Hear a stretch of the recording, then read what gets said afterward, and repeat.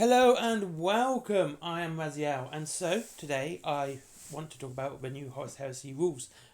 Well, not actually about the rules, about the movement and momentum of Games Workshop's games. Now, here's the thing: I played many games. I've said this before. I played Conquest. I played Wild West Exodus. Unfortunately, I'm going to have to stop playing Judge Dredd because Warlord have lost the license to that, I believe. But the model's still got, and if you can get it, get it. It's a fantastic game to play, all right. But unfortunately, these things happen. Licenses get lost. It happens. Anyway, the point being is that Games Workshop seems to be going backwards with their games. It's kind of this odd feeling and something really strange to see and observe in this day and age of wargaming.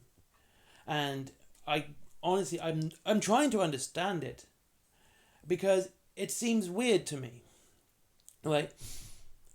The thing is, wargaming as a hobby, the mechanics have changed. And a lot of things have moved on, and they are, adapting to the new way of life.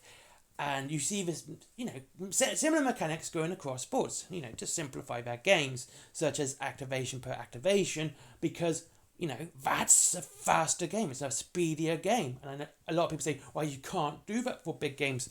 Conquest, Last Argument Kings, and Kings of War both kind of show you, yes, you can. You can do that. And it works for them. And it works for every other company. It's just for some reason, Games Workshop wants you to waste half an hour.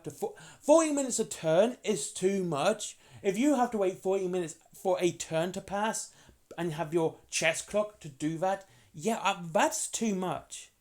Okay? I can read a chapter in a book within that time. Okay, I could read probably half a book if I was really, really putting my mind to it.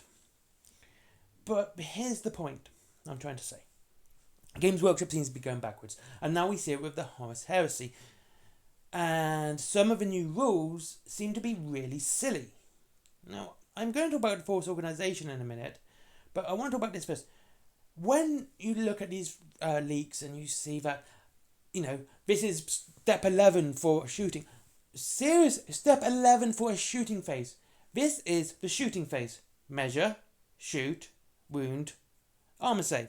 That's it. Okay? I know certain things have certain different special rules. That's fine. But that's basically it. Like 4 steps. I'm trying to work out how you get the extra 7 in that. How do you get the extra 7 steps from measure, hit, wound, armor save, right?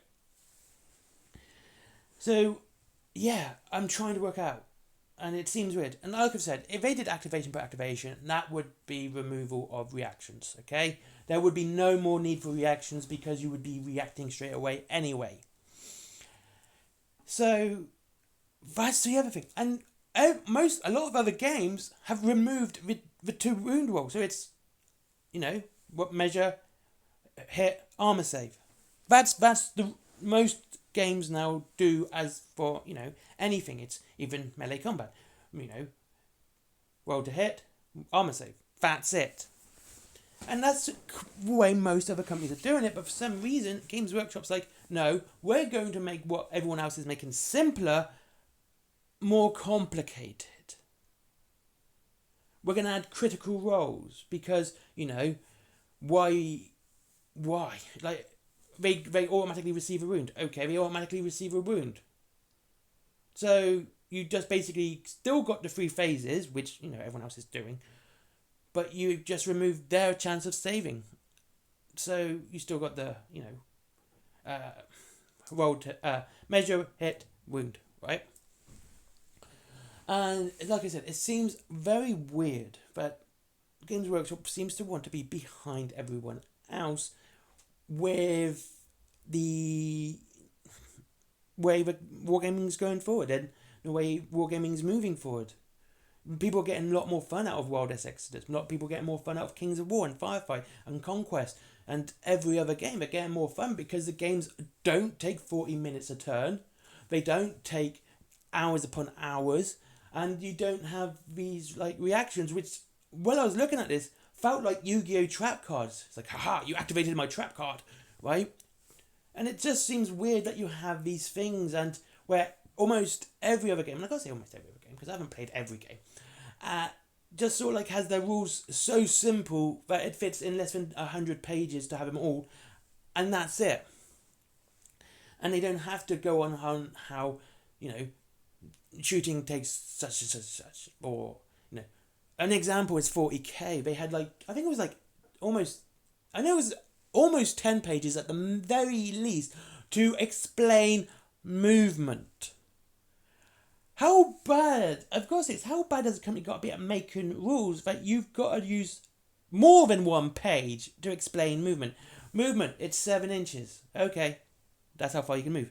Oh, if you run, it's double. Okay. If you can also run and charge, which makes it triple. Okay, that's the movement. But you can't shoot and charge. And some people can't, and some weapons can't run it and shoot. It's very simple stuff. But Games Workshop seems to want to make it even more complicated.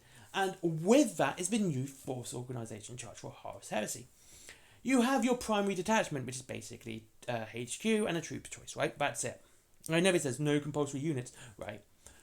And then they got this all other stuff just flown in.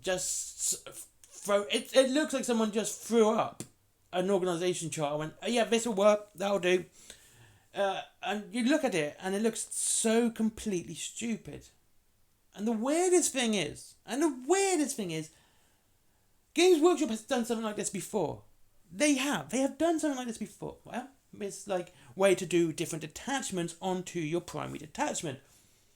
But what they did was they kept the Force Organization chart for your primary detachment exactly the same. The 3 HQs, the 6 troops, 4, or it's 8. You know what I mean, okay? And that's it. They kept that, and they just went, right. So you wanted an Armoured Fist supplement. There you go. You have that detachment, and it's just that. It's just tanks. You can't take anything else in that detachment except tanks. Or anything, tanky like. Or the same with fast attack. You can only take fast attack units, or just elite units, or just Lords of War units, or just fortification units. And that's how they did it, and it was good as a way of, growing an army. But now it's like, it's stupid. It just seems daft, because with the first one, it didn't matter whether or not you had certain consullaries or anything else. It's like, you got your primary detachment, now you have your different bonuses. Like you got your extra armoured fist units detachment, which is just tanks. But now, apparently, I can have my army, and with half of it unfinished, by the way, like, my Mechanicum's got 2 tanks and the Calyx. And basically, that's now 2 viable detachments. Why? I don't know. Why? But I can just literally take the heavy support and go, that's it. Oh, that's my army. And it just doesn't make sense. And it's, like I said, and the Force Organization chart didn't need changing. It's been, and I mean this, and I really do, it's been perfect since 3rd edition. I use it for every game. Any game I play and I want to build an army for, I will use that Force Organization chart as a guide to making my next army. I will have, my HQ, my 2 troops, and then I'll add elites and fast attack and heavy support as required, because it made a way of making a diverse army, a very strategically fun army.